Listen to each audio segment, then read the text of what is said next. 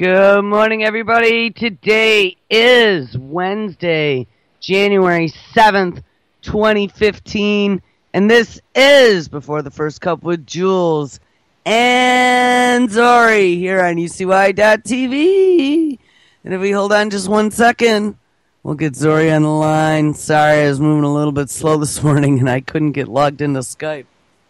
It's kind of hard when it's like 14 degrees and snowing here, but good morning, everybody. There she is. Hey, Zorie. Morning. How you doing? I'm good, and you? Oh, cold. It's freezing. Yeah, I seen a lot of flights were canceled, 800 of them or something because of the cold. I didn't see that. Yeah, I was just reading about it a few minutes ago. Where was that? Okay, let's see. There's a whole mess of them. There it is. Let's see. Disruptions were concentrated at 5 airports: Washington, Reagan National, Philadelphia, New York, LaGuardia, Newark's Liberty, and Chicago O'Hare's. American operates a hub of 3 of those airlines, while United hubs at 2 of those, and they got quite a bit of snow. Who did? Those airports there at Washington National, there were 2 inches of snow fell. Nearly 215 flights had been canceled. That's crazy. I didn't know about that. Yeah. It looks like we got some snow here last night, but still nothing significant. Really? Yeah. Yeah, I guess it was another cold snap. Like, just how cold is it there? Polar vortex. It is 14 right now, going down to 4. Oh, shit. I think that's the low for tonight is 4. Oh, yeah. Wow. It got very windy last night, too. Yeah, I was out cold, man. Under a nice, warm, woolly blanket. My room was warm, and I had a fuzzy kitty sleeping on top of me. That was all she wrote. I bet, huh? I was nice and toasty. Yeah. It was beautiful here yesterday. I think it was like in the 70s. Oh, that's really nice. Yeah. It was. I mean, we were out all day doing shopping and running around until the chemtrails took over, of course. We had a blue sky for at least 3 hours. Wow. Whoa. I know. Woo. Celebrate. Yeah, I just got a case of Dane's new DVDs to hand out. And this one's really, really good. Oh, and you got them? Yeah. Yeah, I got a case yesterday. You get them in person, though, right? Uh-huh. Yeah. The post office didn't have the opportunity to lose the ones that came to you. Yeah, right. Yeah. Man, that whole palette, it still hasn't shown up? Yeah, I heard him saying that. That's unbelievable. I know. It's just crazy. They'll do anything. I mean, how do you, a whole palette? Well, and normally the post office and FedEx and those guys are all usually pretty good at locating a package. Mm-hmm. Yeah, because you track it. It's been lost for a long time now. Or redirected, they said, and they didn't know who did it. Yeah. Yeah. Redirected and missing. Yeah. A pallet 5 foot by 5 foot by 5 foot. So it's not like a little Christmas package that they lost. Yeah, exactly. But, yeah. Oh, did you? I've seen this one part. I don't know. It just hit me right. Bill Gates drinks cup of water that used to be human poop. Yeah, well, don't spoil that one yet. Oh, okay. That's later. That's not. Let's kick the show off with. I just seen that one and it is cracking me up. Yeah. I had a couple. I'm just moving really slow this morning. Do you have your coffee? Yeah. Maybe too much sleep. No, nowhere near enough. I'm in hibernation mode right now. It is freaking cold. Oh man, I can't imagine it being that cold. Does it get down that cold very often there? I mean, 4 degrees? This time of year, yeah, January. That's what happens here. We're north. We're really north. And we get polar vortices. Yeah. We do get, with the lake effect snow, typically we get lake effect snow when you get the polar dip that comes down. You'll see it in the jet as you're watching it, and it'll go boop right down underneath the lakes. Wow. And so when that dip comes, you get all that cold air mass that flows down from the north, and then it passes over the lakes and it dumps. Now, we got lucky. Buffalo didn't. I don't think they got tons, but I know I was talking to my dad yesterday, and they had close to a foot already, so it was coming down again. But that happens every year, and that happens multiple times a year. And whenever that happens, that's, polar Arctic air that's dropping down. Yeah. So, no, that's pretty common here. Well, I can't remember it ever being in, like, even the teens here. I think, like, 24 is about as low as we've ever got. Wow. Yeah. Never say never. That's true. I shouldn't be saying that. But don't your pipes freeze up at that temperature? No. You got to be careful, like, outside. In the winter, you got to make sure you shut the water lines off to the outside. And I have those little foam, caps that go over. I have those too now. Yeah, and I just crank those on. Yeah, because I know here that's a problem, is pipes freezing, you don't expect. Maybe it's how it's constructed. I mean, here, I know at least in my house, all my pipes are in the house, except for the spigot that goes out. Yeah. My parents' house is a little bit different. No, it's pretty much the same. They have a little bit more pipe that sticks out from under the house. But I mean, even in that case, you just leave then a little drip on the water. Yeah. That's how you stop it from freezing. But no, people who, especially if you have like a place that you're not at in the wintertime, you want to shut everything down, drain all the water lines. You absolutely would not leave, someplace unoccupied without heat. Like a winter home or something, yeah. Right, with, anything like that, because that would, or if you had like a trailer, like for the summer that you went to or whatever, you definitely would drain everything out. Yeah, because you'd come back in the spring and all the pipes would be burst everywhere. Pipes would be broke, yeah. But, at least in your house, I don't know, it's pretty okay. That's good. What? I hit all kinds of things. Did you see all the earthquakes in Texas? And I saw two right near Trinidad, southern Colorado. They had one too right around the same time as all those ones were popping off in Texas. The interesting thing is that some of the scientists in Dallas-Fort Worth came out and they said, wow, look they're all around fracking wells. As the fracking wells are all getting ready to be shut down, I guess. And that's what we had predicted because of this oil price. Oil prices now are down under $50 a barrel, I believe. I saw. Yeah. That's not going to be good. All these people cheering about these low gas prices. I mean, yeah, when was the last time? I mentioned yesterday I paid $1.91 this past weekend for gas. But how many years has it been? I mean, 10 years, easy. At least. Ain't it? Probably during George Bush's first term, right? I mean, I don't know. Yeah, well, since prices they've never been hit this low. I mean, usually they go up and then they go down half of what they went up. I'm trying to find, actually, I think I might have, I don't know if I did that story yesterday. I wanted to talk about, I posted yesterday something about Southern California and the gas. No, I don't see it. We'll have to find it. Here, let me go back to my other page. You had mentioned where they wanted to put a new tax on now on your gas for California.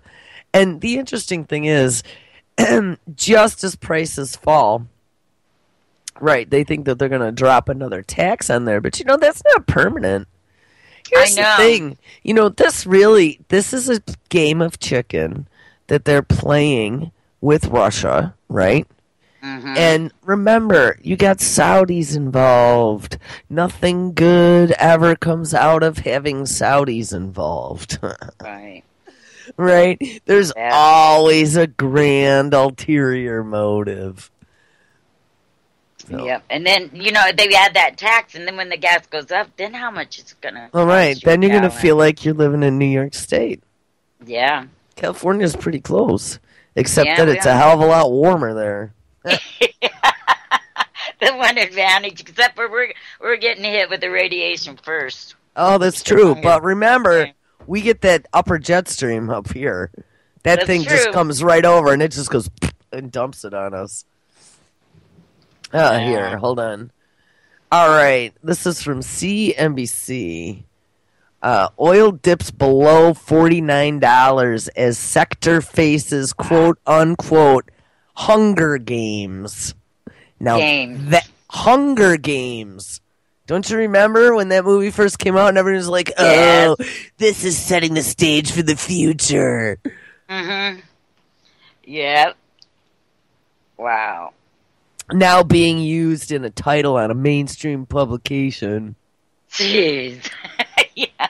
Wow. Oils and I mentioned yesterday about the stock market. My ticker still never came back, so we might have to take a look at that. Because it's already Wednesday. I don't know what it did yesterday. Oil's dramatic fall in price will have serious effects on revenues and spending in the sector, according to some industry analysts, with one investment firm predicting a section-wide quote-unquote recession that will last for several years. Now, if we instructed the Saudis, publicly or not, because remember, there are still puppet strings being pulled there, to glut the market to screw Russia. So then they didn't have a market to sell their oil to places like China, which is pretty much what's happening. And now China's economy is slowing down. So here's the thing, we're going to totally screw ourselves. That's what's going to happen here. Exactly. And if you notice too, a report came out a couple days ago saying about how our GDP is up, and we talked about this a few days ago. I was like, where is this quarter that just ended, Q4 of last year, better than Q3 11 years ago? Remember? Right. I want to see that. I didn't see that, but I'm telling you, I've been digging into all these charts and reports that are all over the web from all kinds of different financial, sites and stuff. I'm telling you what, anything that's MSM, mainstream, is showing it's all hunky-dory. Yeah, I know. And I mean, how are they doing that? How are the charts freaking that? And I mean, I was trying to find something that I could go, aha! No, I can't. So how did they fudge the numbers so bad? All they have to do to the public nowadays is say anything. It doesn't matter what it is. They seem to accept it. I mean, when they say things are better and there's this many jobs created, when I look around, I see more people out of work. So where are all these jobs? Where's all this improvement, That's exactly what I say. I don't see it, and I just know quantitatively, looking across the spectrum of all my friends, not even looking at my situation. I mean, I most certainly am nowhere near where I was 11 years ago, okay, personally, income-wise. Mm-hmm. I'm at zero now, so, but I'm easy that way. But that was your decision. And that was my decision, right. And you know what? If I really wanted to go back and work for the machine, I know I could. I really don't want to. But across the board, and I mean, all right, so let's not even look at jobs. Let's just look at the price of food. Even if we averaged in inflation, okay, it is a huge chunk of change all of a sudden that's coming out of my pocket every single time I go to the grocery store. And it didn't happen like in huge chunks And some stuff did. Some commodities went up. Like, I mean, we've been watching it for the last 2+ years, specifically, the drought. The drought's what started it all. I went for last food night, prices. and I spent $99 on food, and I had 2 grocery bags. So, and I don't buy meat. Wow. Well, yeah, and we talked yesterday, when you do see cheap meat, you got to kind of worry where it came from. Where it came from, right. Like I was saying over New Year's, seeing $7.99 T-bones or porterhouse, and I was like, nah, that's kind of cheap. Bessie was wobbling before she went down. Yeah. And get it out there and get it sold quick. Right. Well, hey, that's what they do. Buyer beware. Caveat emptor. That's what capitalism's all about. I think where they're getting this from, where things are better, Rolls-Royce had their biggest year ever last year. Oh, the very, very rich. Mm-hmm. Yeah, things are better for them. Of course they are. But they're all profit-taking on the war machine right now. Shit. They're majorly invested, and don't think, those F-37s, I just saw something. I think it was the F-37 or the F-35. It was the F-35. Everyone's like, Joel, they're called F-35s. But there's been this major design flaw for a long time with these things, and I'm sure that they've spent trillions of dollars. I mean, these aren't cheap little planes. They're not little, remote control home drones. They're state-of-the-art killing machines. Except, they don't shoot. Yeah, they don't shoot. Because the software is so damn complicated. Yeah. The software engineers, did they, literally say the software engineers won't be done programming until, 2026 or some crazy date? They have something like 1 million lines of code text in it. Yeah. Yeah. It's the most complicated software ever. First of all, if the software's too complicated to write, then you shouldn't have sold it in the first place. Yeah, that was crazy. So we spent all this money. Yep. And they don't think any more than the 50 that were made, 500 that were made. He said they'll scrap them. Yeah, they've done it before. That's what he was saying. Yeah, that's what, there was some other plane that they did the exact same thing with. And all that money is wasted. Yeah, that's our tax money. No one, And they're spending it like it's their money that's disposable. That's what pisses me off, honestly. It's our money. And they don't have anything. I mean, we can't plant. The farmers can't plant, and your prices are going up, and we're going to add a new tax, and and they're doing all this shit. Yet they're spending our money like drunken freaking sailors on a daily basis. And not even, the $1 million toilet seats. Excuse me, but I'm a good bargain hunter. I would never spend $1 million on a toilet seat. Ever, ever, ever. Maybe I should be the budget director. Maybe. It's time to be a bargain hunter. And then they force us to buy products that, you have to have a certain kind of toilet now. You have to have a certain kind of light bulbs now. And they all cost more. Well, the light bulb thing makes me angry.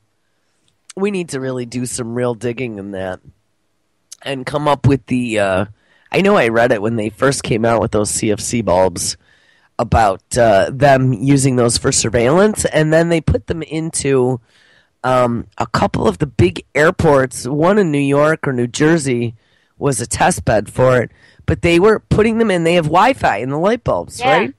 Yeah. And they have microphones in the light bulbs, and they can smart home to your shit. So I just heard, I'm not going to say where, I just heard that with this, get this, okay, my favorite movie ever, 12 Monkeys. Okay, Brad Pitt, this is before he got hooked up with the weirdo woman, and I didn't care for him in the beginning, but I'd never seen any of his movies, but I thought he was too much of a pretty boy to even be a good actor. And then, lo and behold, I saw 12 Monkeys, and I was like, holy crap! I didn't know Pitt could act like that. He played the crazy guy, right? The crazy rich dude. And, 12 Monkeys was an amazing movie. And there was Terry Gilliam, of course, that was director from Monty Python, but Terry Gilliam, the creative genius, and it wasn't humorous at all.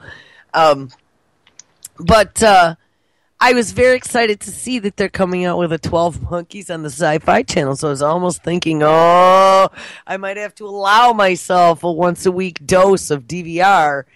And I hear an alternative media host yesterday talking about, with the 12 Monkeys launch, your TV or your DVR or whatever newfangled smart home television device you have is a part of 12 Monkeys is going to interface with your CFC light bulbs.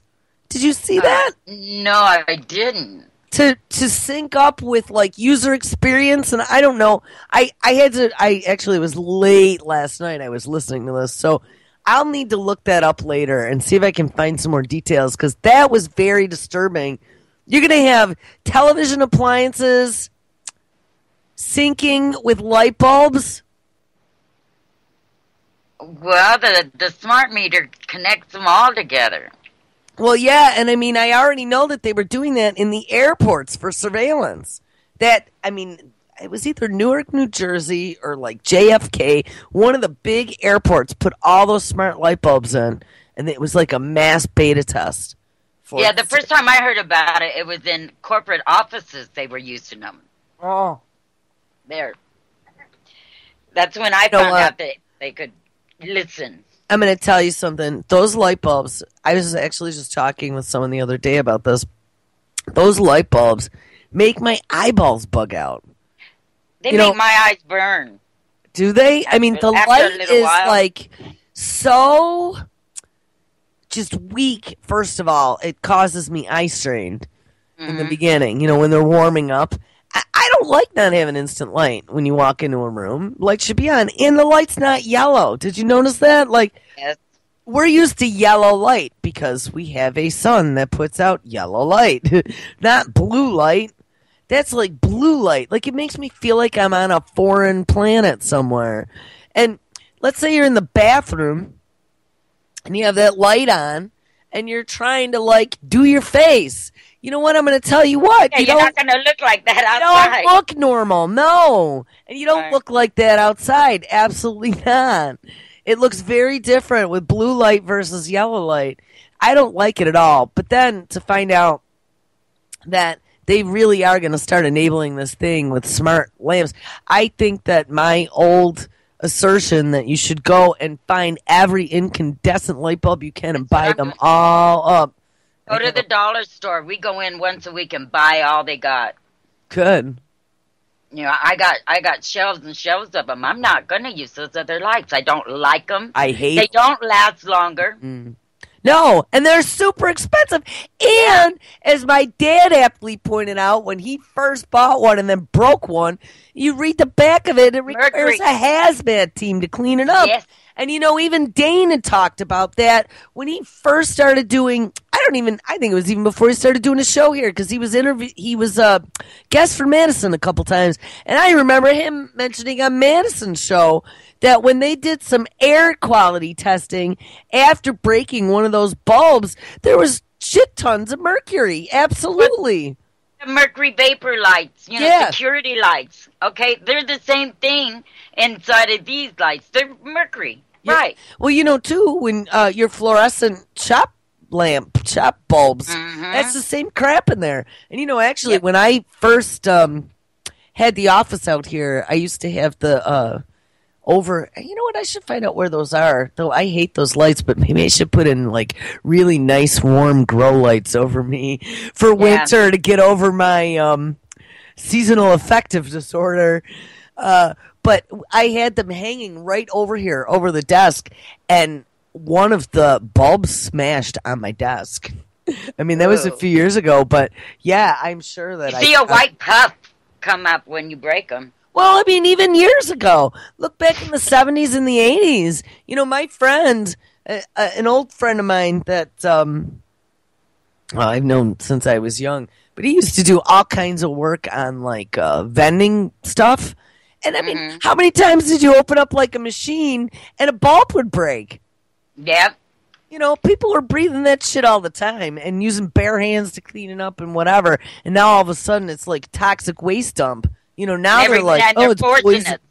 Huh? Yeah, now they're forcing us to buy them, or trying to force us. Well, no, they are forcing us to buy them. Well, yeah, they're ruling all the other ones out. They're not producing them anymore. And I remember, too, when they first decided that, GE was involved. And, GE, who then moved all the productions for that light bulb from the U.S. to where? China. Yeah. Mm-hmm. And the other thing is, those bulbs don't have any special, what do you do with them once they break? Right. What do you do with them once they die? Just chuck them in the garbage? Yeah. I guess. I don't know of any we have places to dispose of batteries and stuff, but I don't know of anything anywhere that you're supposed to, or any special way of disposing of them. Mm-mm. Nope. So let's just send them to the landfill. Mm-hmm. So they break once they get compacted, and all that mercury goes into the water. To the atmosphere and the water. Yep. Perfect. Great. It's just like how we dispose of all the nuclear waste. Yeah, really. Pretty much. Yeah, use the wrong cat litter and... Yeah, or depleted uranium bombs, or shit, let's just let it melt down. That'll take care of it. All right. Here's the sad fact of the matter. This was a discussion I was having last night in regards to the oil and the whole Saudi shell game that is now biting us right in the ass. Though I am not a fan of fracking or nuclear or coal, because I am kind of green behind the ears. Yeah. And I mean, there's a couple of sides to this argument. And, of course, I was arguing the other side yesterday, but I guess I'll take devil's advocate.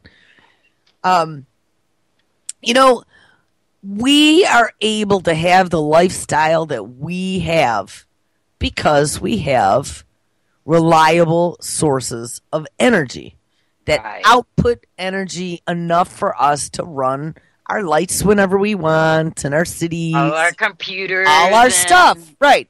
Yeah. So in a country like Japan, where they decided as a reaction to triple meltdowns of Fukushima, they shut down I think there was 47 or something nuclear reactors there. And now they're having all kinds of issues for availability of electricity. Yeah. And this is why Abe, I think Abe's still in charge. I think he's the one that just got elected. And the pro-nuke prime minister, Abe, is friendly with the industry. And they're pushing to power all the reactors back up. Because it'll help the economy. Because it'll help things grow again, right? Energy is growth.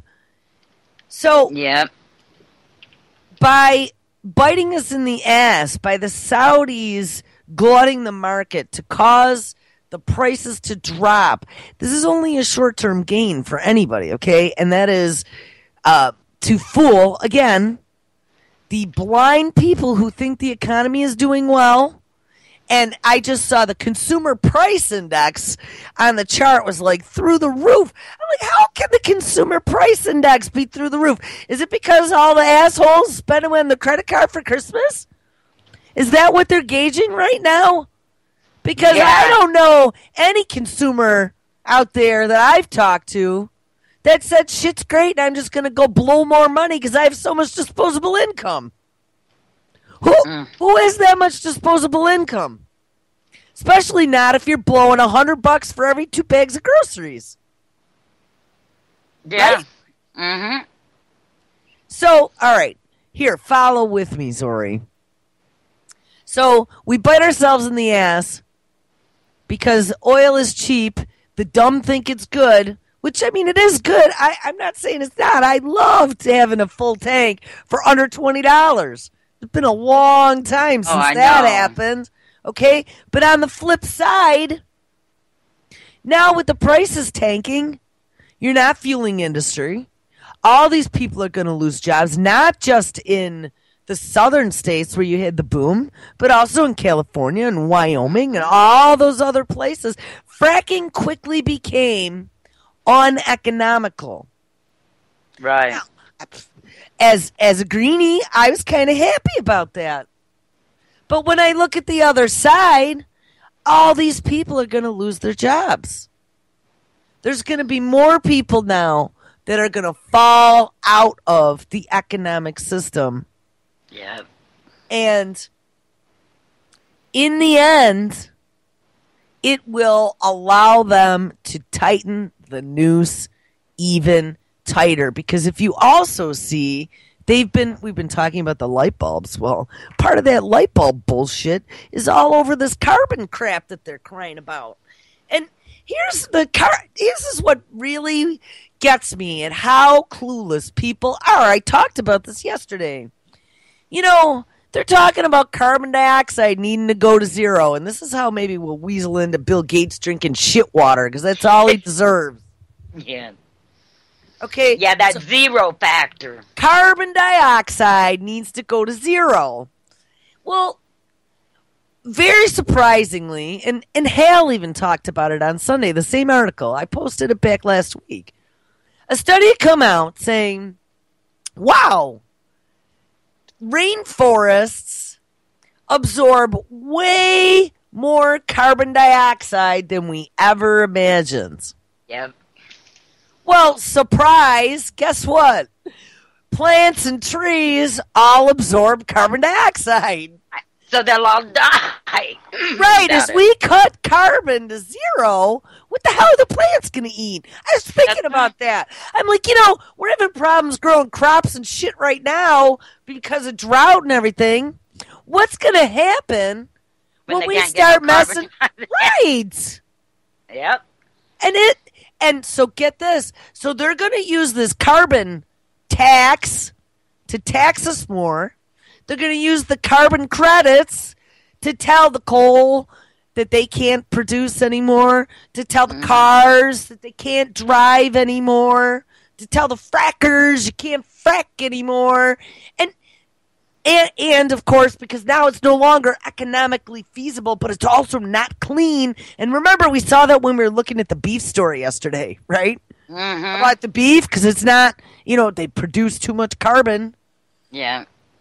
So maybe we should have our new FDA guidelines for food consuming to not include beef, because it's not good for you. I mean, there's a big agenda here. And I remember when I first got into this and I started to learn about Agenda 21, and maybe I should ask Brandon. He did some really kick-ass assessments of Agenda 21 when he first started doing radio. It was like 2 years ago.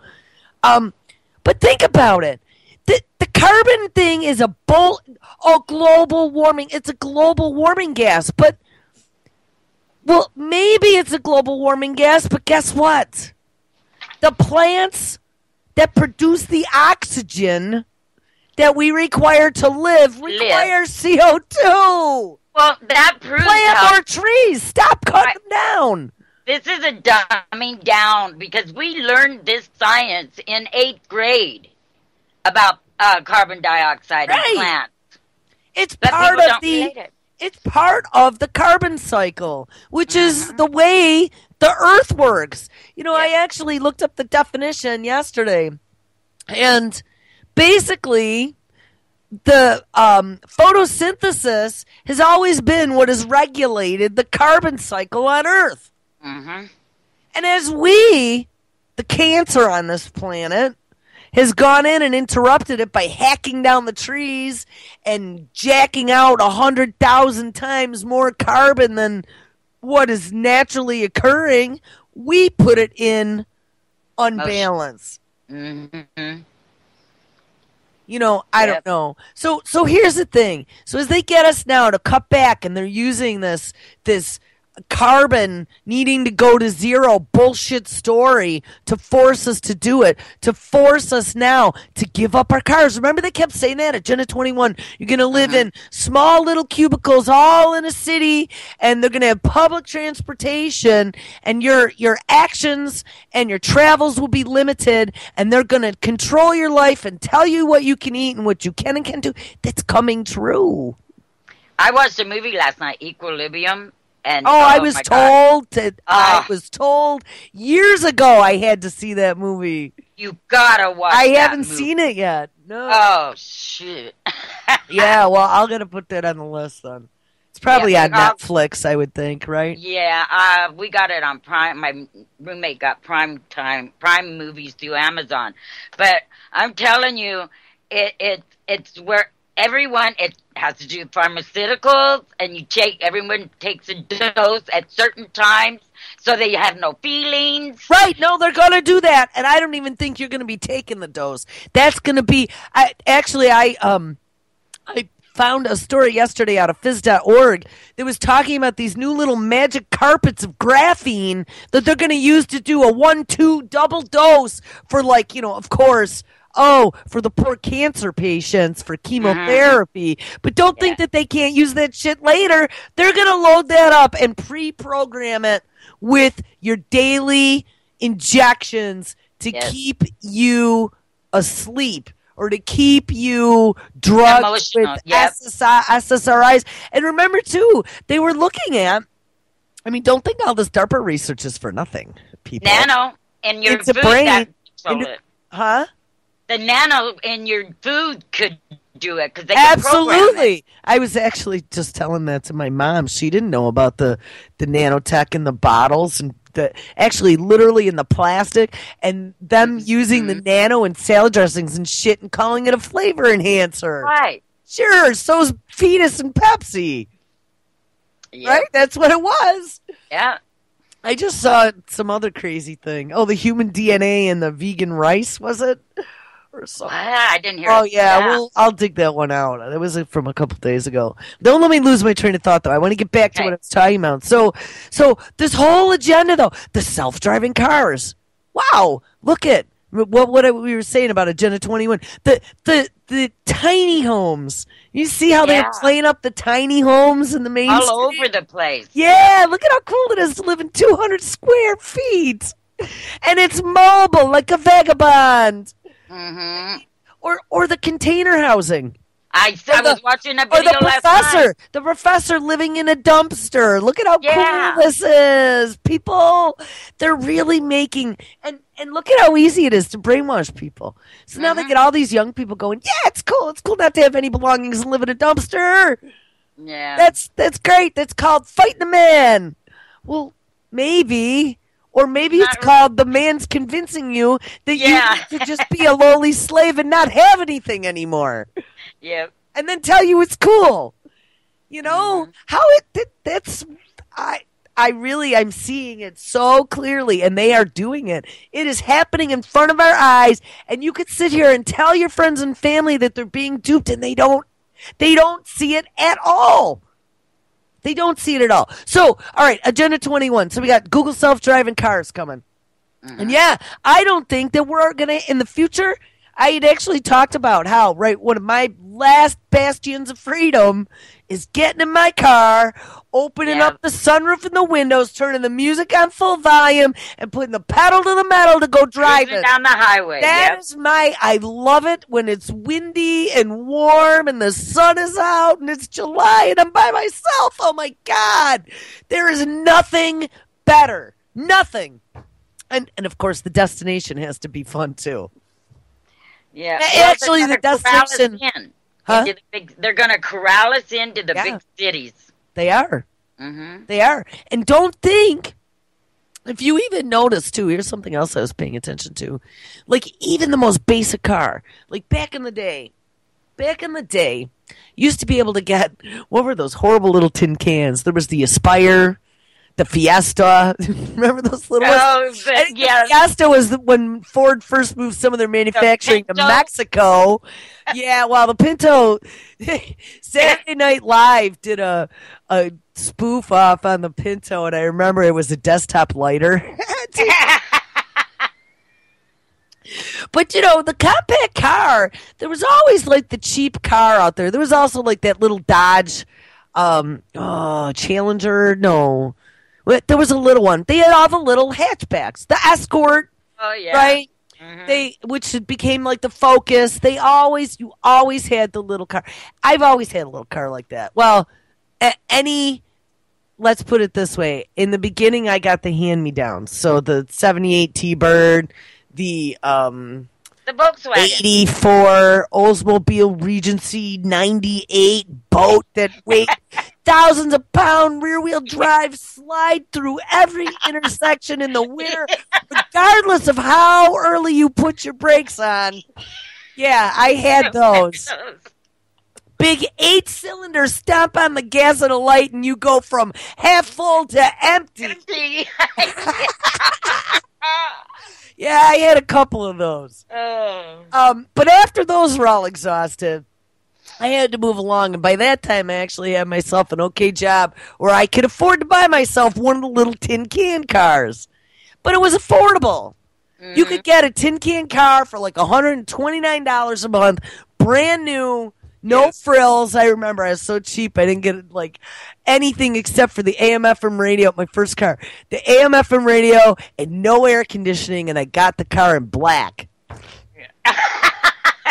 Yeah, not good, Joel. That car lasted. Fiberglass, so What was? The little cars. Mine wasn't. Mine wasn't. No, and you wouldn't want them out of fiberglass. That'd be like a Corvette. The second you bump anything, it cracks. Well, my friend bought one of those. He has a backhoe service, and he just bought a brand new truck. And I blew my mind. A car ran into him in the parking lot. It was fiberglass, and he paid a lot of money for that big old truck. Well, yeah, for Corvettes, you sure do too. Yeah, right. I think because it's lightweight is the reason. But I wouldn't get actually some of the now here is a good use for futuristic technology that we were watching years ago. I remember them talking about this, and now it's real. Using nanotech, one of the things that they've been messing with for a long time is to be able to make a material that could be used for motor vehicles. Hemp. Well, nanotech, though, what they've been working on for a long time with nanotech is to be able to make a material that when it has an accident, it can put itself back into its original shape. So there'd be no dents. And they actually have come out with that now. And I was actually reading, too, that not only have they been able to make it, like, let's say, you hit something in the right front quarter panel and then it, the dent moves itself out. But they also have been experimenting with being able to do reprogrammable things, like be able to change the color of your car. Mm-hmm. Think about that. How many times have you gone out and bought a car and you're like, oh, I want the candy apple red, and then you get it, and in a month you're like, wow, I hate this fucking red car. Right. I've done that a few times. Why did I get a red car? They get hit most. They do, and your insurance is more expensive. Yep. And my first time I bought my little compact, and I got it in black with no air conditioning. Duh. And that was one of the hottest summers ever, too. No lie, it was horrible. That car lasted 1 year. I traded it in. But, getting back to the cars and the pricing. So back through the 80s, actually in the 80s are when I had the clunkers, 90s, early 90s, all the way through until I would say at least mid-2000s, maybe even getting to the end of the single-digit 2000s. Those subcompact cars were still affordable. Mm-hmm. You could look at something for around $14,000. I mean, under a couple $100 a month. Something that was definitely affordable for most people, even if you were in a service job. You know what I mean? And you could afford a couple $100 a month if you worked at it to at least have a halfway decent car. And hey, if you can't, they were even way cheaper to get them a couple years used, and those cars lasted forever. Mm-hmm. Right? Little tops. Well, right now it's $30,000-$40,000. So I was going to say, try buying a cheap-ass car now. Try it. But it used to pay that much for a house. Try it. Hey, my first house, 38 G's. Mm-hmm. Now you can't even find a new car for that price. Try pricing up. Go to one of the car manufacturer sites, pick their entry-level vehicle, and price it up. Yeah. Because you know what? $300 plus a month, and you're looking at $17,000 to $20,000 with no frills at all. Mm-hmm. That is not affordable. That is not affordable. So I know people that are paying $1,000 a month on their car. Yeah, well, that's that's what that's called. Who would, unless you're a rich dude who doesn't give a shit that you're pissing $1,000 a month out on something that depreciated by 25% the second you drove it off the lot. Yep. Yeah. But I mean, I know people that go out and have bought a brand new pickup truck in the last couple years. Do you want to know what a brand new pickup truck's go for? And I mean, when was a pickup truck ever like a big fancy vehicle? It's a utility vehicle. Used to be. Yeah. $50,000 plus dollars. Mm-hmm. Now I could buy a house for that. Yeah, and you know, the ones that crack me up are the ones in the city that will never go out in the woods and they have 4-wheel drive. Well, and here's something. So let's get back to the frackers. So a couple friends and I were talking, friends who live down in fracking country, and that's pretty much what it is. You got all these young guys working on the wells. You know, there's in a lot of these areas where they had the oil and the fracking booms, the real estate was impossible to find. I mean, a lot of these guys were even living out of hotels because there were no apartments. There were no houses to buy. Any of the guys who got in early bought, but then it caused a huge real estate boom, so all the prices went up. So the majority of these guys, you got them living in hotels with these big fancy trucks sitting in the parking lot. And guess what? All these guys wouldn't spend all this money because, of course, oil jobs pay really well. And now they're all drying up. So any of these guys that went out and bought a house, hey, you don't have the $90,000 a year job anymore. You're going to be visited by that repo man. The repo man. And, I mean, we already have a glut of foreclosed houses everywhere from the last time. Yep. Yeah, this is a big game that they're playing. It definitely is a big game.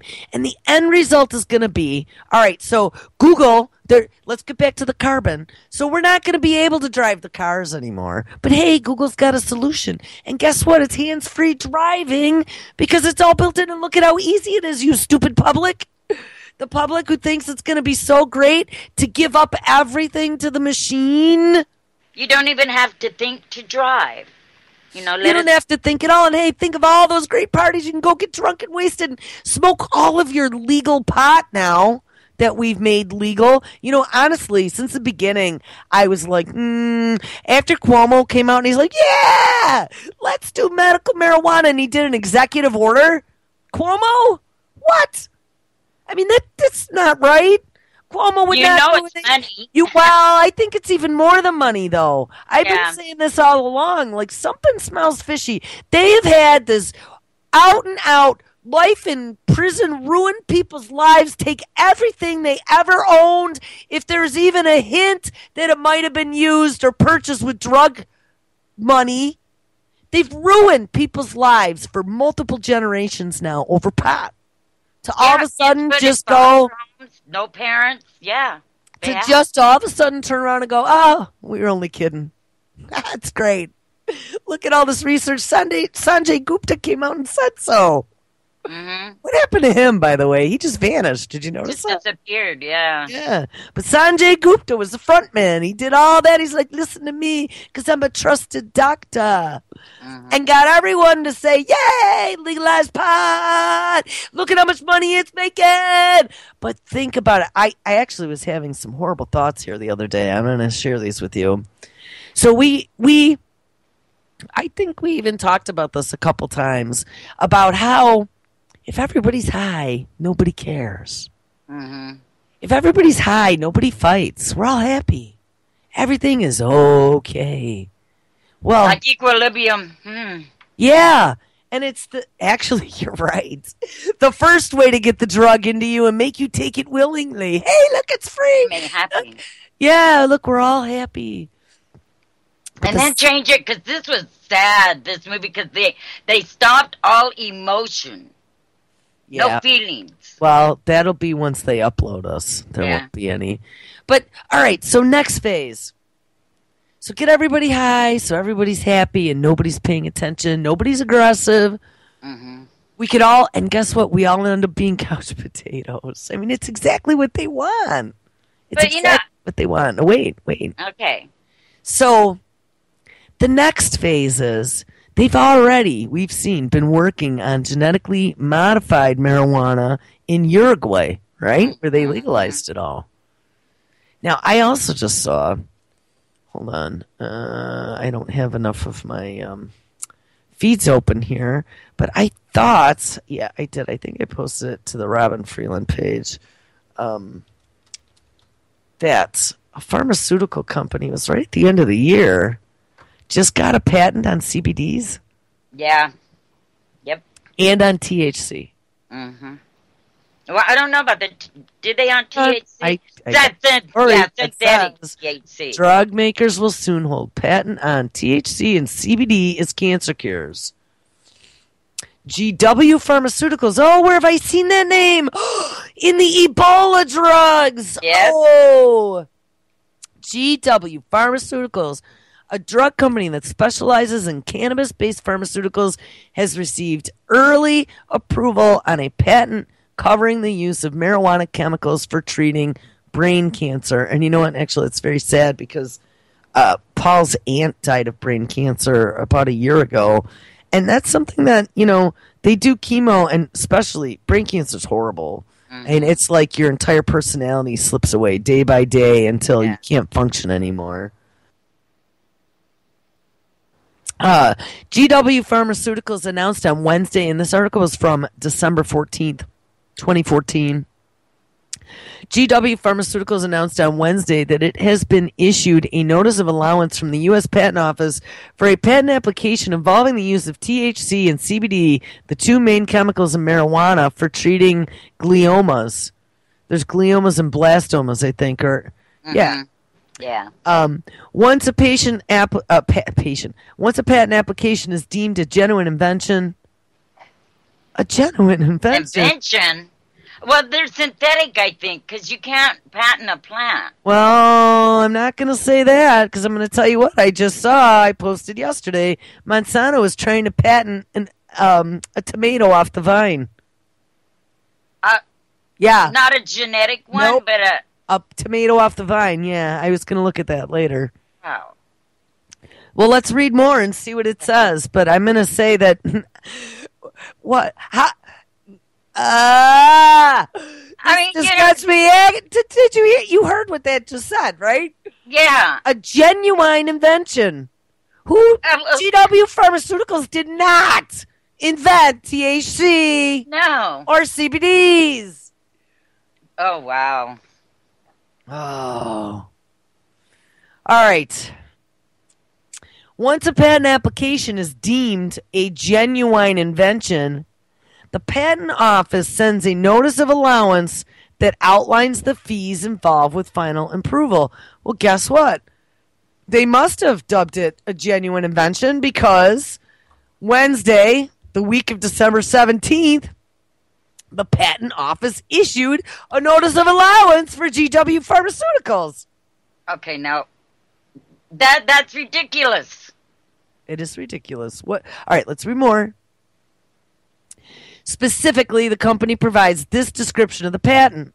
Quote, the subject patent specifically covers a method for treating glioma in a human using a combination of CBDs and THC, where the cannabinoids are in a ratio from 1:1 to 1:20, with the intent to reduce cell viability, inhibit cell growth, or reduce tumor volume. Excuse me, but if anybody should have this patent, it would be someone like Ricky Simpson. Right. And I mean, it's always been you can't patent nature, like a tree or a plant, that's not an invention. It's not. Unless you're God or whatever. Right, or whatever, like as discussed yesterday, here before the first cup for January 6, 2015. If you need more explanation on that. Filed in 2009, GW's patent application lists Otsuka, sounds Japanese, pharmaceutical, as a collaborator, and initially claimed the invention of the, quote, use of a combination of cannabinoids in the manufacture of a medicament for use in the treatment of cancer, unquote. How is that fucking specific? Right? You can't. Here's the thing. I thought patent law said that you can't just make like generalized broad statements and then patent it all and then go, oh, well, that's so vague enough that I could say, no, you're using my idea. Right, you can't. Well, that sure as hell sounds pretty vague to me. A use of a combination of cannabinoids in the manufacture of a medicament for use in the treatment of cancer. And you have to produce a demo that you created. Right. And what do you call it? Prototype. Yeah. Kind. And for any type of chemical thing, you probably need to get some sort of X-ray crystallography to do a screenshot of what the molecules look like. Right. And so I don't see how this is. And well, I guess they can do anything they want, huh? I guess so. This is messed up. All right, let's read a little bit more.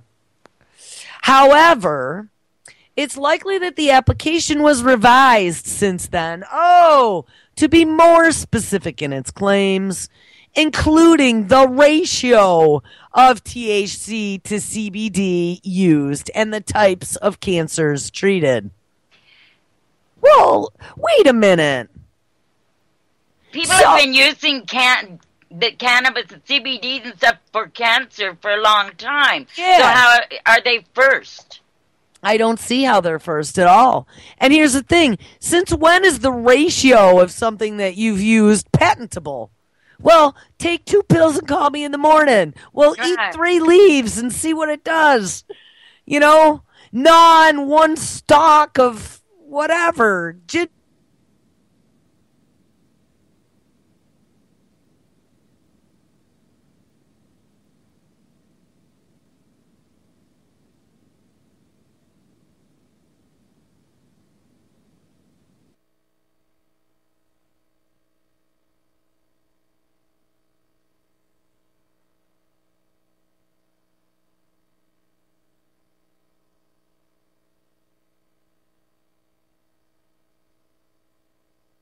Money in there. Remember we found that? And then they'd go public with 50 employees for 10 years and all this shit and no income?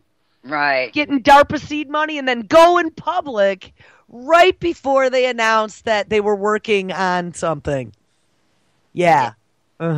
More ways for all these bastards to start gaming the system and the stock market and making money on and all the DARPA money is some sort of black ops money that came from some taxpayer funded money at some point. Yep. Even if it wasn't directly, even if it came from the laundering of the Afghani poppy money. There you go. Okay, yep. We still paid for the jets and all the equipment that went to Afghanistan to guard those poppy fields and then bring it back. Right. Yep. This is nuts. All right, so, however, let's finish this. It is likely that the application was revised since then. Oh, I just read that. Okay. Indeed, the use of cannabis and cannabis-derived chemicals to fight a wide range of cancers has long been suggested by preclinical research as well as anecdotal reports. Yeah, like what we've been doing, the people have been doing for a long time because medicine says, no, it's an evil drug. Right. On the other hand, the first clinical trial to investigate these cancer treatments only began last month in November and was launched by GW Pharmaceuticals for their cannabis drug called Sativex. Oh. Huh? No, go ahead. The trial investigates Sativex in combination with standard chemotherapy drug temozolomide, and involves 20 patients with recurrent glioblastoma multiforme, an aggressive and rare form of brain cancer. I think that is what Paul's aunt had, was that glioblastoma. A GW pharmaceutical also announced in November that it had also begun human trials of CBD-rich cannabis drug for the treatment of pediatric epilepsy. And we've also seen that to work in children. And yes. I believe there were cases where children were taken away by CPS. Yes, because parents were using the cannabis. Yeah. Now, now how are they given a patent on a Schedule I drug as it is? It's a Schedule I. There's no medical properties at all to it. That's how the law reads. Well, what about something like morphine? Is that a Schedule I? I mean, they give that to dying cancer patients or after you've had mass surgery in a hospital. The thing is here, it's not illegal in a lot of places, and people, they right there just prove that it has medical uses. So they have to take it off of a Schedule I. Yeah, well, you want to know why probably a Schedule I? Think about this. They kept it as a Schedule I drug, even though there was all kinds of evidence to the contrary, okay? And all kinds of independent people that were doing their own research and curing cancers. But by keeping it a Schedule I drug, they could keep any of the small potatoes, the small fish, away from putting a patent on it. Think about it. But the big pharmaceutical companies who have friends in high places and who have lots of invested politicians investing their money in their startup funding, right, or whatever, they just kind of pat it gently on the ass all the way through the approval process. Think about it. These guys got special treatment. We should really look at who they are, who makes up their board. How did GW Pharmaceuticals has been working on drugs for Ebola? I know I saw their name. I know I saw their name. Here, the Sativex. 7 things you need to know about Sativex. Sativex is a marijuana-based pharmaceutical that is now approved in 24 countries. Sativex is a whole cannabis extract that comes as a peppermint-flavored mouth spray. The first pharmaceutical drug of its kind, Sativex can be prescribed for patients with multiple sclerosis in countries such as Canada, Australia, the United Kingdom, and Spain. While the drug has not yet been approved in the United States, that could change very soon. Yet, many wonder how Sativex actually differs from marijuana, which remains an illegal drug. Well, here are some basic facts about Sativex that you should know. Sativex is a marijuana extract. Despite its pharmaceutical-sounding name, Sativex is made from a cannabis plant itself. The company behind it, GW Pharmaceuticals, has openly stated that Sativex contains all of the same compounds found in cannabis. The difference is that Sativex is manufactured using modern processes that allow the medicine to be standardized, meaning that each bottle of the spray contains the same concentrations of active ingredient. The formula for Sativex includes a 1-to-1 equal ratio of THC and CBD. Those bastards. Yep.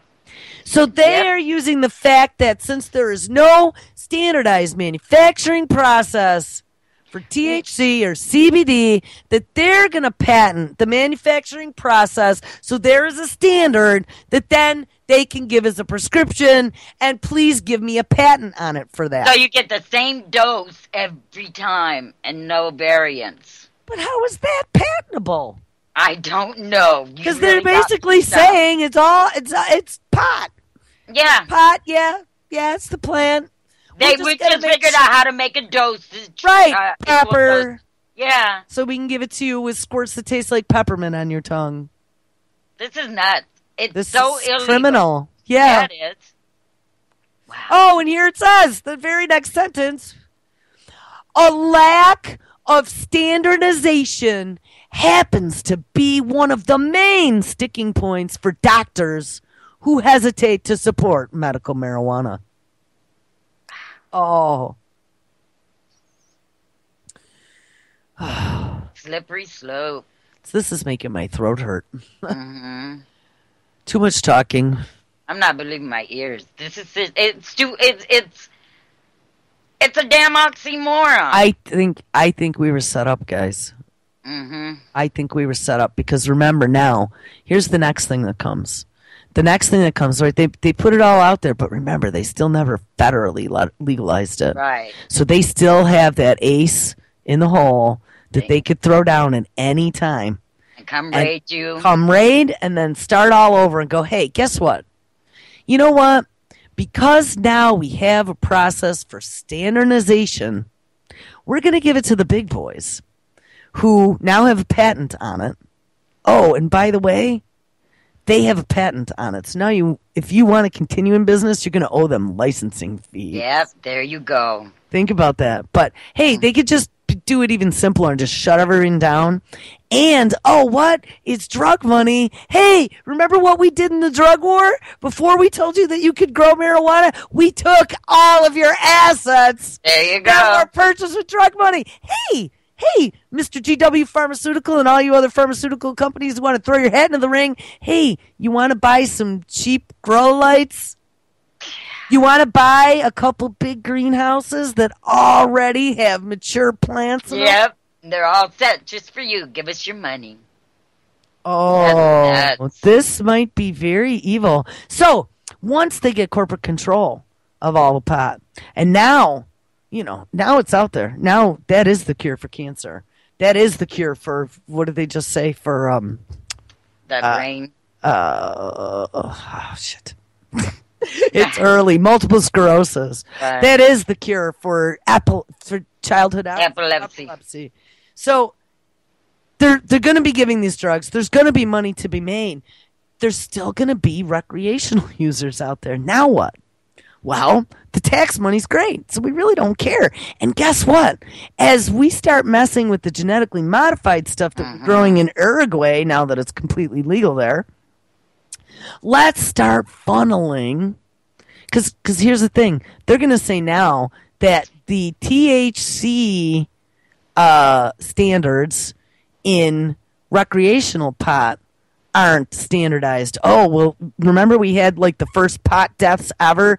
The kid who ate the pot cookies and threw himself off of a balcony? Mm-hmm. Well, some of it's a little too strong. Just like in the alcohol industry, where you have to put ABV on a bottle as to how much is in there, and certain states only allow a maximum ABV. Yeah. In New York, it used to be 5%. Now they changed it. That's 8, isn't it? It's 8. I can get all kinds of crazy shit now with the craft beer. I mean, you can get what's the biggest one I have here? 18%. Yeah. But I mean, no, moonshine's like 95. No, but I mean, in pot ways, you're going to get, because if they're going to say you have to state how much you're getting in there, how are you going to know that? Well, you're not, which again is going to be a way, just looking at the sneaky bastard way that these guys just got the Sativex. Mm-hmm. Think about it.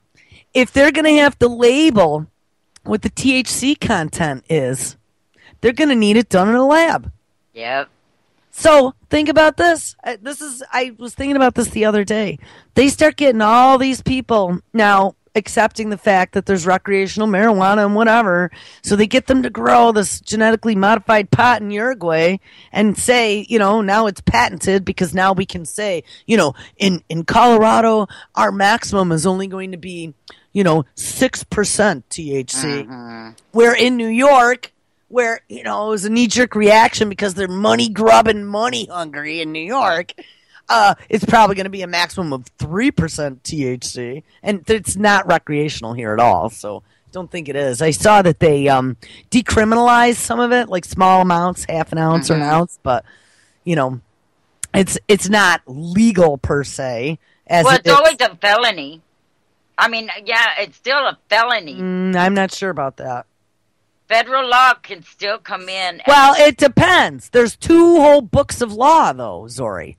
Some of them are misdemeanors. If you're looking at state law, New York is decriminalized. I don't think an ounce or under is a felony. It's state law. If you were arrested by state, if the feds come in and bust you're fucked. Yeah, the feds. And if your sheriff allows them in, they are still raiding people here. Well, like I said 10 minutes ago, I think that's part of their plan. That's why they left that loophole open. This is going to allow them now. All this production is up and running. They've done all the testing. They see what the money looks like. It's going to be great. The pharmaceutical companies have now passed a patent for something that's nature's gift. It's going to be all about money, and they're going to swoop in and take it. But you're missing, I was continuing down, looking at something even further down the pike. What I think they're going to do, because I was talking about how this whole thing has been a big joke on us, like all of it's been. Once they start bringing in now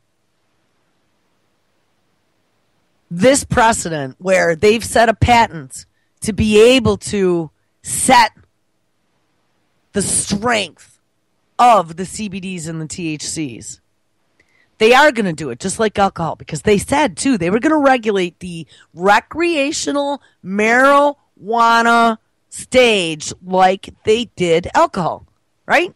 That's exactly what they said. They even hired a pot czar in Washington. Yeah. Just like, you have your alcohol board and you get licensing and you do all the same kinds of shit. But think about this. You're going to have companies producing some sort of genetically whatevered pot. And we're going to want to smoke it. And there's going to be a lot of people out there, like the majority of the dumb public who maybe didn't smoke it in the first place, but now that it's legal, they decided to try it and they like it. They're going to make some sort of crazy genetically modified pot that will do who knows what. Right. They're already... Who knows what's in the cigarettes? We know that DARPA's already screwing around with genetically modified tobacco. And hey, what do we find as part of the whole Blue Angel project that was originally for the universal flu vaccine? But then they got involved even with Texas A&M, with DARPA working on the whole Ebola thing. Yeah. And guess what? R.J. Reynolds...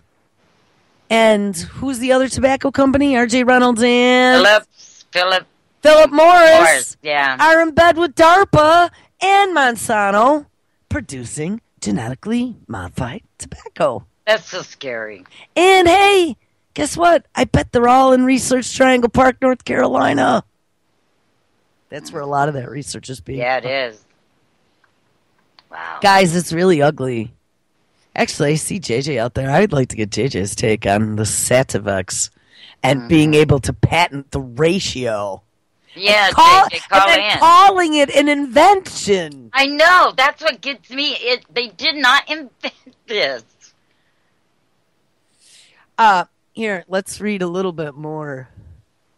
Sativex is developed and manufactured in the UK, where GW Pharmaceuticals is based. Yeah, actually, this is one of the companies that DARPA was funding the money to in Europe.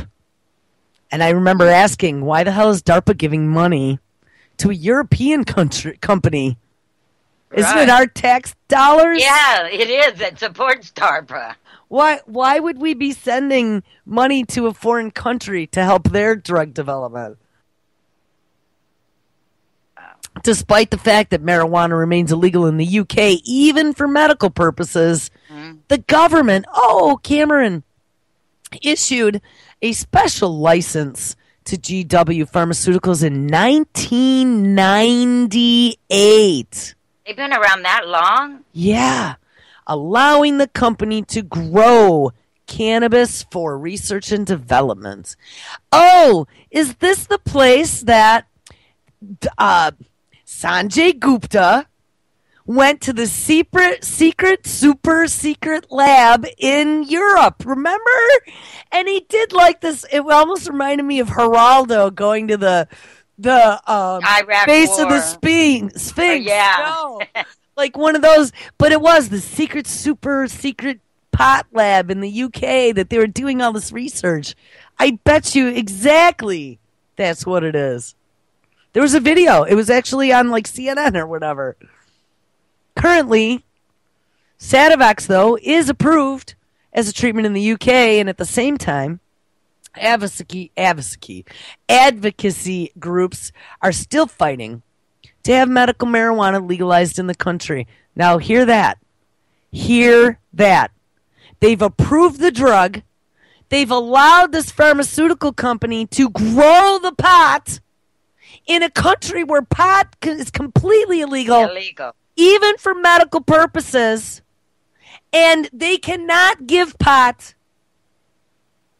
to anyone for medical purposes. Only Sativex from this pharmaceutical company, grown in their country. Wow. Since Sativex is made from cannabis, it also produces a high. Listen to that. While the ratio of THC to CBD may be less than that of more potent cannabis strains, Health Canada's fact sheet warns that Sativex can still cause, quote, symptoms of cannabinoid intoxication. Now, JJ, I need help because I didn't think cannabinoids intoxicated you. No, I juice mine. I thought it was the don't. THC. And you have to heat it. So, yeah.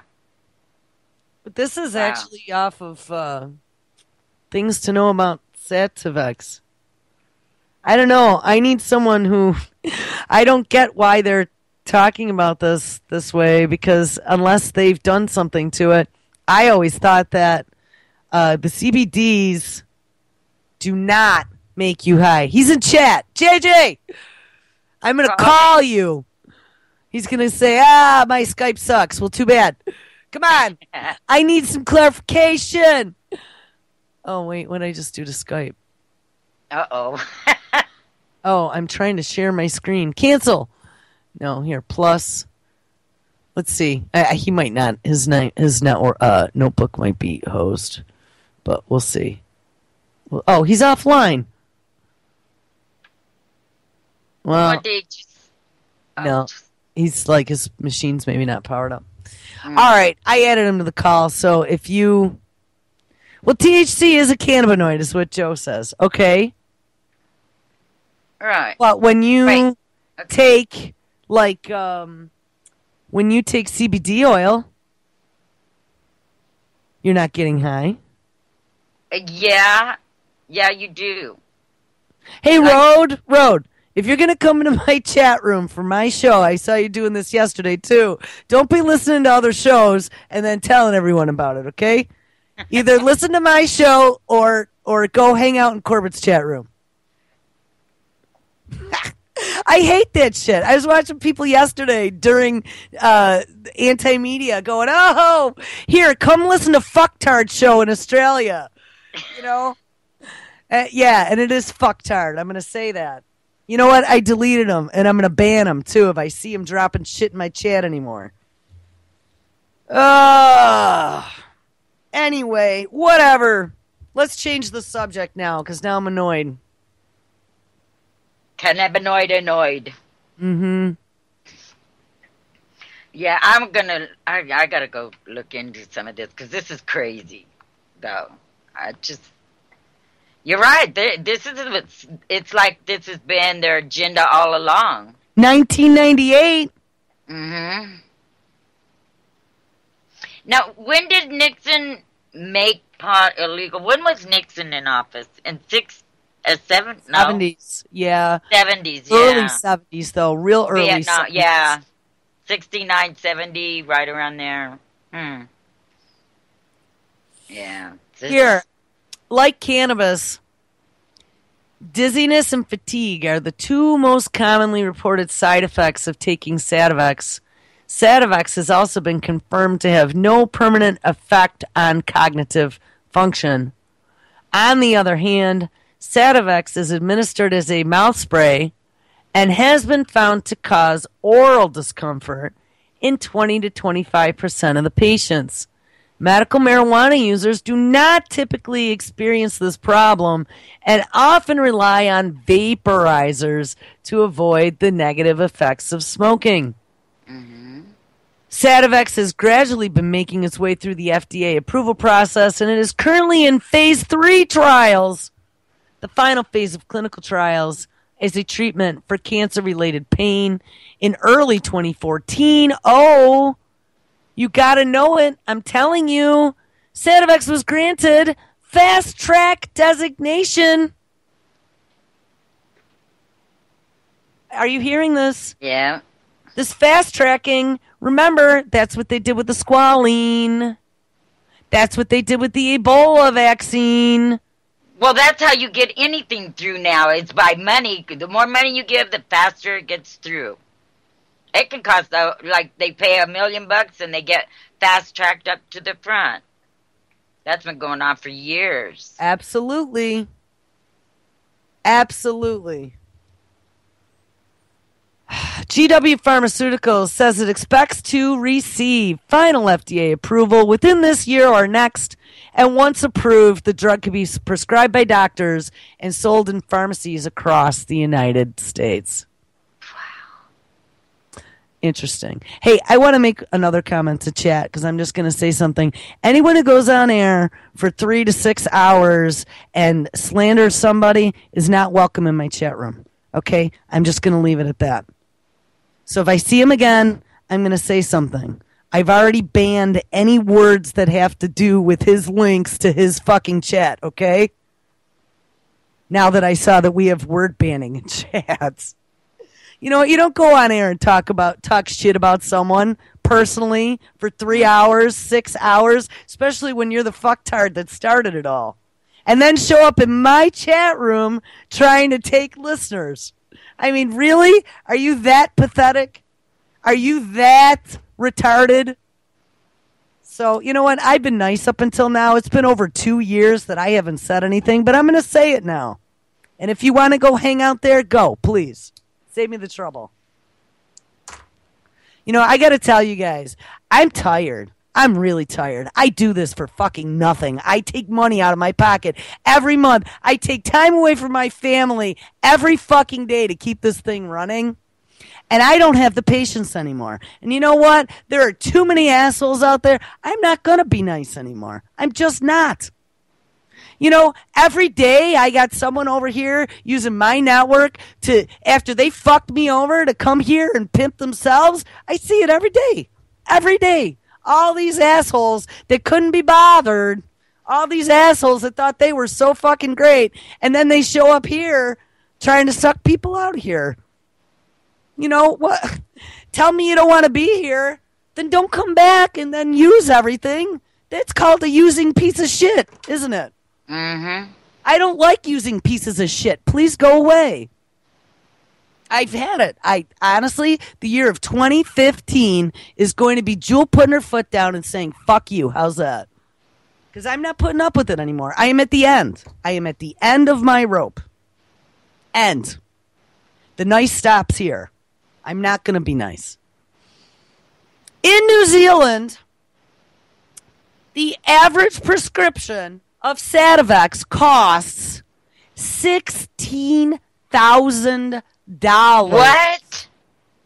There you go, people. That's why it's patented. And you know what? They're going to do the same thing to all of the Chinese herbal remedies as well. Remember last year, we actually watched that video where the pharmaceutical companies were over in China and they were getting all the herbs scanned in their, genetically, whatever they call it. I mean, my friend does X-ray crystallography, and that's what he spends a lot of his time doing. The companies bring materials to him. He scans them, and he gets a molecular model. And they take that molecular model, and they use it for patent approval. But typically, it's for chemicals, right? Yeah. It's for whatever. Right. And I'm sure that's exactly what they did. Mm-hmm. So they took all these different natural drugs, all these different herbs, and they are going to patent them. And the reason that they stated that they were going to patent them was because they needed to bring the wonders of Chinese medicine to the American market. You know what? I've been doing just fine with my turmeric on my own. Mm-hmm. I don't need to then have to. I mean, it's expensive. You want to get the enteric turmeric? It's the active ingredient is curcumin. So you get the enteric curcumin, which is the stuff that is designed to go through your digestive system for better absorption in the small intestine. Okay, yes. It doesn't get lost in the translation. So I take my enteric curcumin, but I'll tell you what, for a bottle, it's like $30. It's not cheap, but that's that $16,000. 16,000 is what it says for a yearly prescription. But yeah, that's exactly what's gonna happen. And guess what? All these pharmaceutical companies that got them to pass that pharmaceutical act, remember that the drug bill and part of Obamacare. Hey, they're all gonna get freaking rich. Yep. They're all the congressmen that invested in all of big pharma. Hell yeah. Yeah, with their, what do you call it, inside trading. Well, you should have ran, Jules. You should have ran. Daniela told me she'd go to every door and give me signatures. I told her I'd only run if it could be as some sort of pseudonym. I mean, people who run, I'm telling you what, people who run are not safe. No, they're not. Especially if people are listening to you. Exactly. If you're actually making sense, you're not safe. And that means my family would not be safe. Would not be safe, right. And that's not fair to them. So, unfortunately, no. Someone who has a death wish should run. Who has a good idea. I don't know what else to say about that. All right, so Sativex, an annual prescription in New Zealand is $16,000. And Sativex has not been proven to be cost-effective in the UK either, which has a large number of MS patients continuing to use the illegal forms of cannabis. The main problem for most patients seems to be a lack of insurance coverage. But hey, don't worry, because Obamacare will fix that. Oh, this makes my heart hurt. Or maybe it's my lungs. Still, companies face significant costs. Oh, yes. In obtaining clinical data that'll satisfy the health authorities. Okay. These cost factors have to be passed on to the patient. Come on! No! It's because you want to profit. They're profiting on dying fucking people! Exactly. With something that is available now and can be grown in your backyard. Yeah. That costs you nothing. That's the insanity of it. Lives don't matter to them. I mean, it's always put out there, we've done this wonderful thing. We found a cure. And now we're going to take all your money. Yeah, we invented this cure that's been on the planet since it began. Crazy. While some might think that the FDA approval of Sativex would make it impossible for the U.S. government to continue defending its classification of cannabis as a Schedule I drug, here we go, it may not be that difficult after all. Imagine. Imagine that. As it turns out, Sativex has been given its own scientific name. I was just going to say, why don't they, they're calling it Savatex or whatever it is, instead of saying, cannabinoids or whatever. So that's what I'm saying. They're not, I'm wondering if it's synthetic instead of the real plant. Well, that was what I thought was going on originally. I thought that this, and maybe that's plan B, or phase 2. They haven't. They've been working on GMO pot for a long time. Yeah. Okay, it's not ready yet. They're just rolling out the what I call MMJ, medical MJ, and recreational. Okay, so they're getting that whole. They had to work out the whole distribution, growing, taxation, business end of things. I mean, I remember in college sitting around with my friends. We were baked, okay? My deadhead friends from Long Island in college. That's what we did. And we were watching TV. It was just droning on in the background. And we're all kind of talking and blah, blah, blah, blah. You know how it is. All talking stupid shit. And then Juan Valdez comes on the TV with a commercial for Acapulco Gold. Yeah. And it was, I think I talked about this. It was like, it was when, it must have been, I was in college in the 80s, so must have been I would say late 80s, probably 87 to 88, somewhere in there. We must have been up for legalization of marijuana at a federal level at that time. It probably was up, a bill was up somewhere. And Marlboro had worked up a commercial in case they had legalized it. And that's what it was. But, we didn't catch the lead up. We just caught Juan Valdez going, Acapulco Gold. And the pack of cigarettes, it was done just like a pack of cigarettes, looked like Marlboro, but instead of, it was all gold writing with a big pot leaf in the center. Mm-hmm. It was hysterical. Anyway, all right. As it turns out, Sativex has been given its own scientific name, nabiximols.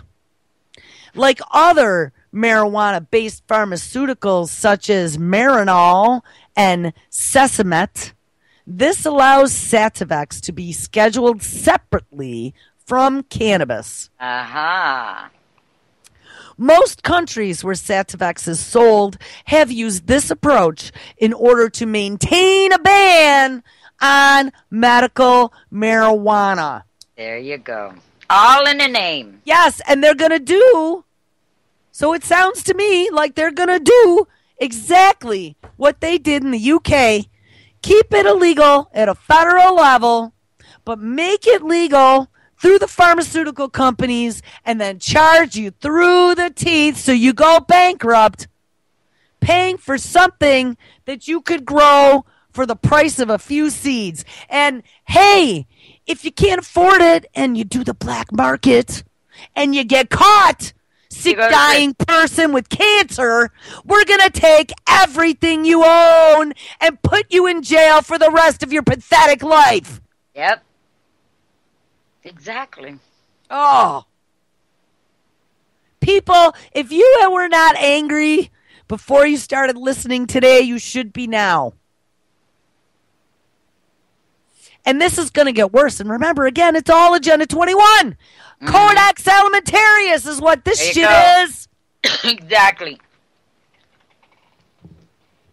Wow, today should be titled Agenda 21 Fucks You. In 2015, in 2015, it is coming. It's here. It is happening. All of it. All this stuff that I was just, this whole oil, where we started on this morning, we started on the whole oil thing. Mm-hmm. But they're using this I don't even want to backtrack because we're going to muddle a whole bunch of subjects. But listen to the whole show because it all connects together. All of it. Yep, all of it does. And has been just building and building and building. Except they're really putting it on. This is the year. This is the year of Agenda 21 dropping. They're telling us, you saw yesterday when we talked about the new guidelines, FDA food guidelines, and now they're going to put the environment into the mix. Mm-hmm. What the hell's that? You're going to tell me because my cow farts too much I can't eat beef anymore? Well, you can. It'll just cost you $50 a pound. Yeah, close, 13. Or you just won't be able to afford it anymore. Sorry, you poor lowly people. Hey, you know what?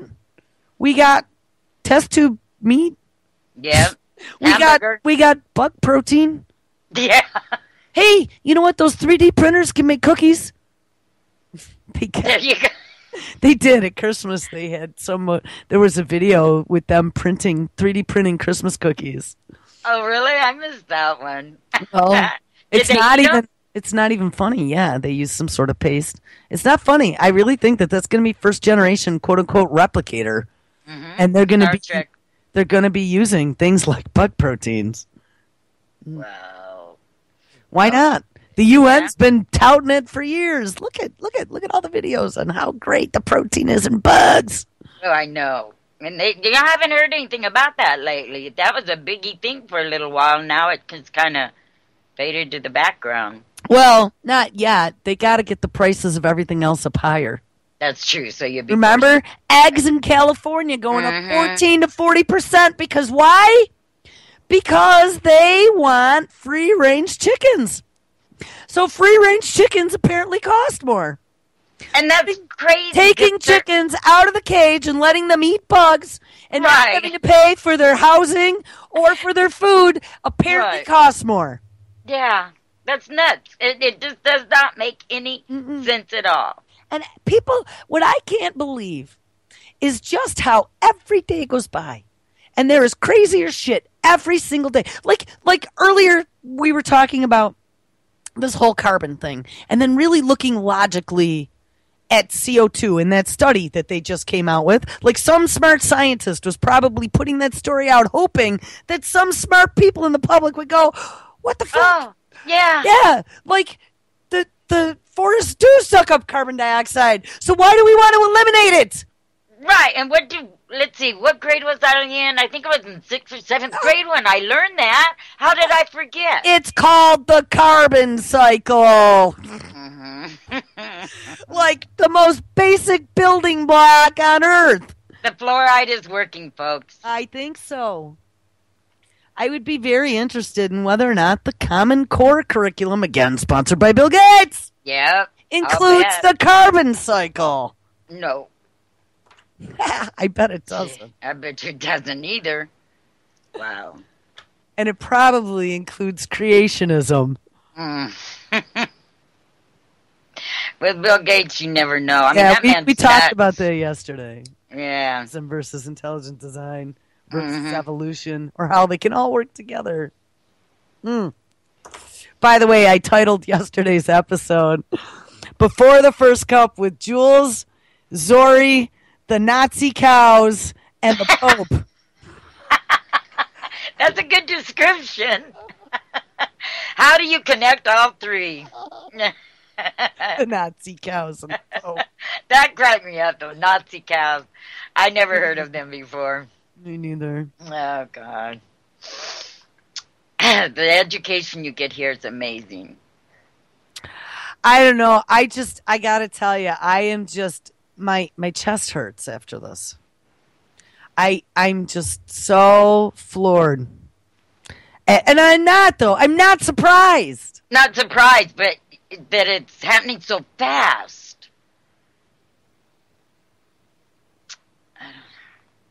It's crazy. Yeah, I just dropped that in the chat for you guys. That's what I was reading. Actually, you know what? I should go forward here and post that on the Robin Freeland page too. That's where I put all the pot news. I also created a playlist on Pigmine's channel. There's an entire marijuana playlist. Yeah, I was watching that the other night. Mm-hmm.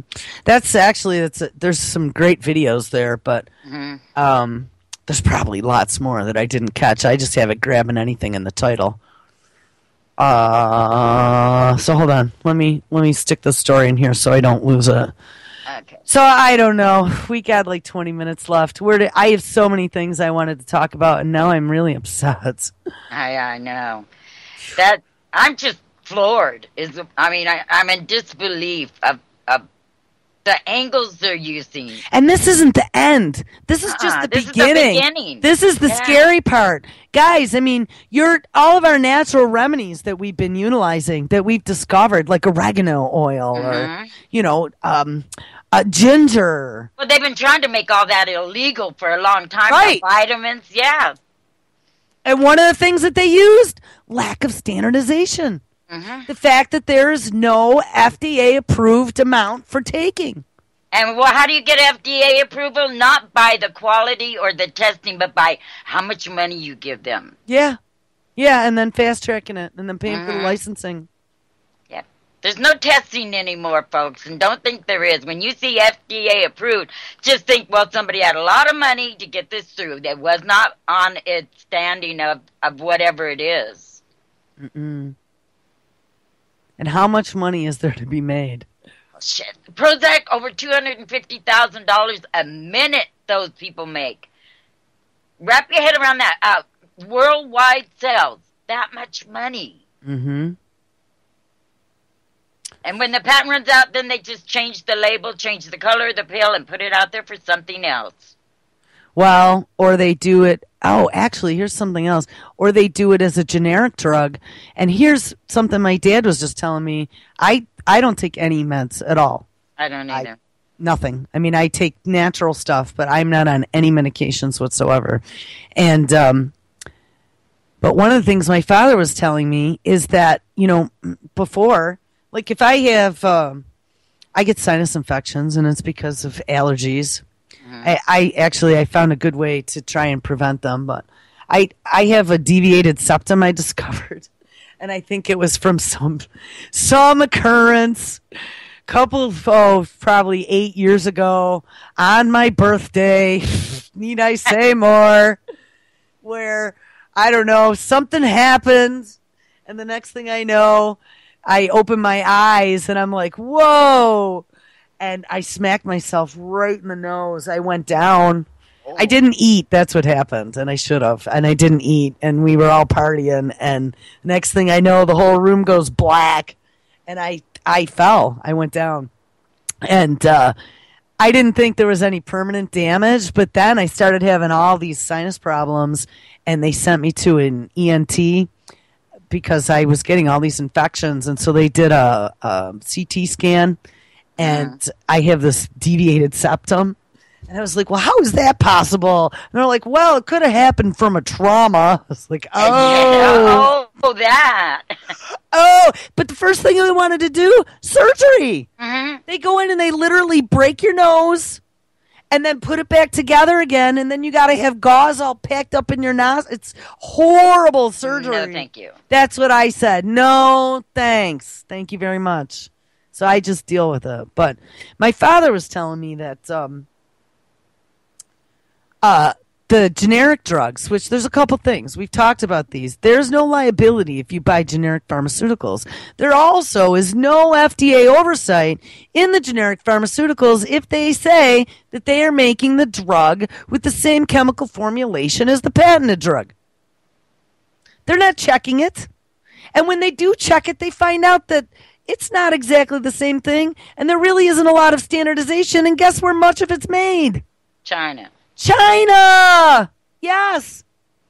So, all of a sudden, though, one of the things on my insurance, generic drugs were what they considered, I don't remember if it was tier 1 or tier 3, but they were the cheapest of the drugs. Mm-hmm. Typically, the name brand drugs, like the highest tier 3 drug, had to be approved, because a lot of those weren't approved on your list of approved drugs by your insurance company. Yeah. But if it was something that there was no other alternative for and you were dying deathly ill, you could go in front of the board of the insurance company and beg for approval, and they might approve you. Maybe. Or maybe not. But then, if there were generic equivalents, they would make you take that. So there was tier 1, tier 2, tier 3. The generic equivalents were $5. So like for antibiotics, most of the antibiotics end up being the $5 antibiotics now. So some generic shit made in China that may or may not be effective, that may or may not be poisoning you with lead or arsenic or whatever they're putting in them. My dad tells me that they've now jacked the price way up on generic pharmaceuticals. I was like, Obamacare, yeah. Yeah. And then that same night they had the news on, and that's what they were talking about. The raising costs of producing generic pharmaceuticals. I was like, those mothers. It's not costing them any more. No, it's not. They're just raping the public on profit because they can. Because as they poison us more, and more people get sick, and then have to take medications that puts them in this endless cycle of being sick, it's endless profit. Hey, there you go. Why make $100 when I can make $1,000 on the 8-cent pill?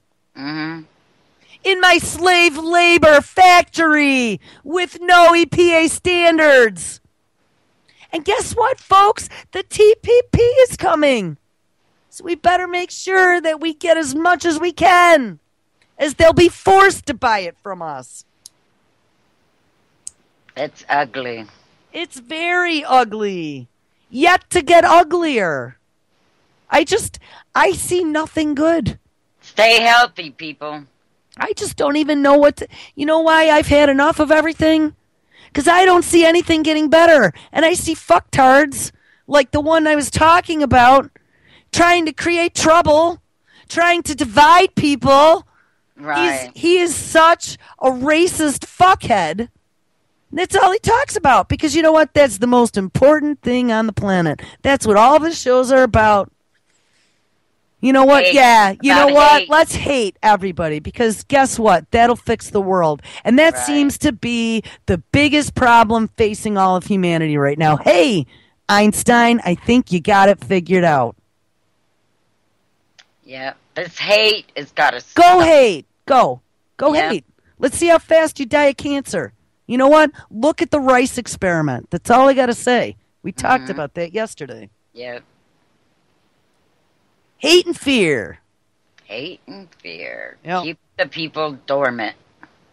And hating. And then drugged. Yeah, drugged too, yeah. So even if there is it's like coming together, then they'll drug you out of your togetherness or your ambition to do anything. Yeah. Well, I'm telling you, I really think for as wonderful as I was like, wow, they're going to legalize pot in some states. Colorado's nirvana. We were all joking about that. But I never liked the idea because I was always worried about them. Once the government starts growing it, it's always bad. Well, once the government starts growing it, they could do anything they want to it. And one of the things that I never got to talking about the genetically modified stuff was who's to say? I mean, it's not like they didn't try to poison all the pot smokers in the 70s or the 60s with paraquat. Absolutely. Yes. And typically, people who are open to smoking marijuana are the more open-minded people who think and question things. Yes. So they trick us into believing that legalized pot is such a great thing and everybody starts to smoke it, and all these people who had kind of been on the fence as to whether or not they were a free thinker and willing to try something new now jumped off the fence and showed their true colors. Let's kill them all. Let's poison it all. Let's make sure that we infiltrate the black market, because once you let that GMO genie out of the bottle, there's no going back. Right. So anything that's being grown outside of our labs will be contaminated. And I knew friends that got sick off that paraquat. Did you? I almost died. I mean, I even wonder, sometimes about Miracle Grow and some of the shit that I've heard that, people who aren't as ethical as others use. Right. It makes you wonder, is there a residual? Does that cause disease or problems or seizures or who knows what, blood disorders or whatever? Right. You don't know. And they're using a lot of its fish emulsion, and the fish is radiated anymore. So, I don't use it anymore. I just stopped because of that. But yeah, you don't know what's in anything because we don't force them to label. I can't remember what product it was, but over in Europe they make them label everything, and it was something that we get every day, but over there it warned of the toxicity in it. I can't remember what it was. Oh, there's a lot of things like that. Right. Actually, Food Babe has been exposing a lot of that stuff. Mm-hmm. But yeah, it's funny, you see something that a regular household thing that you get is labeled a warning on it over there about that it can cause cancer and death. Well, I just saw something like in cereal and stuff. There was something in there. I don't remember what it was either, but there's all kinds of stuff that's in there that is considered poison. What did we just see too? Last year there was some label that was the blueberry muffins that didn't have no blueberries at all. Remember that? No, not one blueberry in the whole thing. The blueberries in them were made from dyes. Oh, how nice! Yeah, probably like some sort of poison dye. Yeah, and it was in the cereal labeled, 100% blueberries. Yeah. Hey, too, think about this. On top of all this stuff, we see this announcement from a scientist at MIT. And, of course, we all know that MIT is one of the many colleges, again, receiving money from DARPA. DARPA is like the central hive where all this evil is coming from. Right, and they're using the minds of our young with that, innocently by contest and using their brilliance for evil. Well, for many things, yeah. But they're this MIT researcher came out and said by 2025, was it? Like, what was the percentage of children that will have autism? Oh, geez, it's already 50-1. Hold on. Autism. I think it was 2025. Autism apocalypse by 2025. Half of all children will have autism by 2025. MIT researchers warning. Mm-hmm. And yet they still go and get their kids immunized, and that is proven. I think it's beyond, though, immunization. Yeah. I think it's all of the shit that's being put in our food as well, that's being put into our air, that's being put into everything. Yeah. Actually, here, we're going to end the show with this. This is how I was going to start the show this morning, but oh my God, I was... It just gets hard. You know what? I have too much work to do, and I don't have enough time in the day, and I'm still not better. I'm still sick with this plague that all kinds of people have now, by the way. Yeah. There's a bunch of us that all have this exact same thing that is just hanging on. I see this story yesterday titled Chemtrail Flu. Have you got it yet? You're sick, your nose is stuffy, your body aches, you're sweating, coughing, sneezing, and you don't have enough energy to get out of bed. Yeah, that's pretty much it. Yep. Except it doesn't say you get a real sore throat to kick it off and swollen glands under your ear. It's not the flu. It's a conspiracy, according to Dr. Len Horowitz. His opinion is not based on conspiracy theory, but conspiracy fact. Blah, blah, blah, blah, blah. It goes on. You don't know when you're really sick. Right. It talks about the mystery flu, and of course now they're saying that the flu is epidemic, right? We just saw that in mainstream 2 or 3 days in a row. But listen to this at the end. This is what caught my attention. The mainstream media is reporting that hospital emergency rooms are jammed with patients suffering from a bizarre upper respiratory infection that doesn't seem quite like a virus. It lasts for weeks, if not months. Yes. Sinus congestion, sinus drainage, cough, fatigue, general malaise. People have just been feeling off. This is exactly it. It's exactly what I have. But get this. It has not been designated as a bacterial or a viral infection. Otherwise, it would have caused a fever, but it didn't. It's a mycoplasma, but it is not really a fungus. It's not really a bacteria, and it's not really a virus. It has no cell wall, and it goes deep into the cell nuclei, thereby making it difficult to mount an immune response against it. It is a man-made biological weapon. Now, 1 second. Was I not just speaking about this yesterday and probably 100 times before in the last 2 years about the interview with Dr. Huber in what they found in the soils around the GMO crops? Do you remember that? Mm-hmm. He said it was a new form of life. Yep. It wasn't fungal, it wasn't bacterial, and it wasn't viral, and they weren't really sure what it was. Yep. How fucking lovely. Yeah. So is the alien takeover happening? I don't know, but they're not terraforming for our health. That's for damn sure. Has it started? Is this what now we're all getting sick with? Now they decided to start spraying it aerially? Well, all I know is that I know 6 people personally right now over this last week who have ended up with this exact same thing that I've had since Christmas Eve. I know people in Texas, Portugal, and New York that have the very same symptoms, and they are still suffering from it, and the doctors don't know what to do with it. Nope. Yep. And the cough is horrible. It lingers even longer after you start to feel better. That cough just stays and stays and stays. Yeah, that cough is what hurts. Mm-hmm. So, all right. Well, I'm going to drop that story, too, if I have it into chat.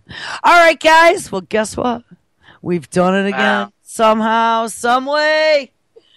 It is over, and it's Wednesday. So, everybody make sure you stick around. Wednesday night is always fun. We got the boys from New York. We got Joshy on tonight live. We got the Truther Girls are back on, and Antimedia Radio with Nick and DB. So this should be fun. Everybody have a happy Wednesday. Stay warm. Guess what? It dropped to 9 degrees now. We went from 14 to 9 in the last 2 hours. It's going down to 4 degrees here. Yeah. Stay inside. Yeah. It's brutal. All right, guys. Everyone have an awesome Wednesday. Thank you for being on with me today, Zorie. Thank you for listening. Bye-bye. Catch up with you tomorrow. Everyone take care.